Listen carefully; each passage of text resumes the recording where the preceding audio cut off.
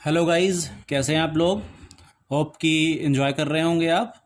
Now हम block structure and non block structured storage location के बारे में बात करते हैं। इससे पहले हम लोगों ने क्लास में एक्टिवेशन रिकॉर्ड के बारे में बात किया था और हमने कहा था कि जो डेटा स्ट्रक्चर होता है उसी वो कहाँ स्टोर होगा, उसके लिए एक एक्टिवेशन रिकॉर्ड या एक सॉर्ट ऑफ मेमोरी की रिक्वायरमेंट होती है।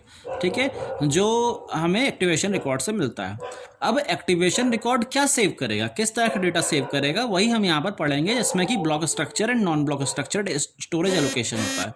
अब ब्लॉक स्ट्रक्चर एलोकेशन में हम लोकल डेटा और नॉन लोकल डेटा को स्टोर करते हैं और इसके लिए हमें एक्टिवेशन रिकॉर्ड की ज़रूरत पड़ती है। तो ये लोकल डेटा जो होता है वो एक्टिवेशन रिकॉर्ड एक्सेस कर लेता है। The offset relative to the base pointer of an activation record pointer to local data variable within an activation record.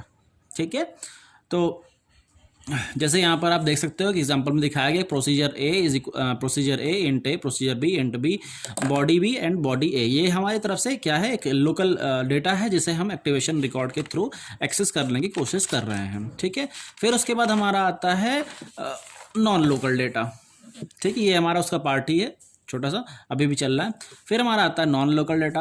अब नॉन लोकल डेटा हम कैसे हैंडल करते हैं, तो उसमें आप स्टैटिक स्कोप और डायनामिक स्कोप देख रहे हो। तो स्टैटिक स्कोप में ब्लॉक स्ट्रक्चर डेटा होता है और डायनामिक में नॉन ब्लॉक स्ट्रक्चर डेटा होता है। ठीक है, स्टैटिक स्कोप के लिए एक्सेस लिंक और डिस्प्लेज यूज़ किए जाते हैं और डायनामिक स्कोप में डीप एक्सेस और शैलो एक्सेस यूज़ किया जाता है। आगे हम कुछ और पढ़ेंगे।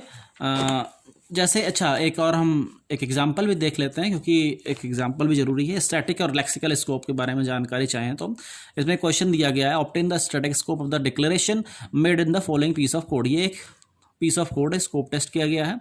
यहाँ पर int P Q opening braces, int R opening braces. तो जितनी बार जिस तरह से ब्रेसेस ओपन हुए हैं उस तरह से एक हमने क्या किया है, बेसिक ब्लॉक्स क्रिएट किए हैं। तो देखिए, सबसे बड़ा ब्लॉक पहला जितना जो हमारा ब्रेसेस हैं, first one and last one, that is block B1। ठीक है, फिर ऊपर से स्टार्ट करते हैं। जो दूसरा हमारा ब्रेस है वो कहाँ क्लोज हुआ है, वो हमारा सेकेंड बेसिक ब्लॉक। ठीक है, फिर तीसरा हमारा जहाँ क्लोज हुआ है वो तीसरा, फिर उसके बाद चौथा हमारा ओपनिंग ब्रेस हुआ है और वहाँ जो क्लोज हुआ है उसको हमने 4 लिया है। ठीक है, अब हम इसमें एक स्टैक इम्प्लीमेंटेशन कर रहे हैं। स्टैक इम्प्लीमेंटेशन के थ्रू हम इसमें push and pop operator use कर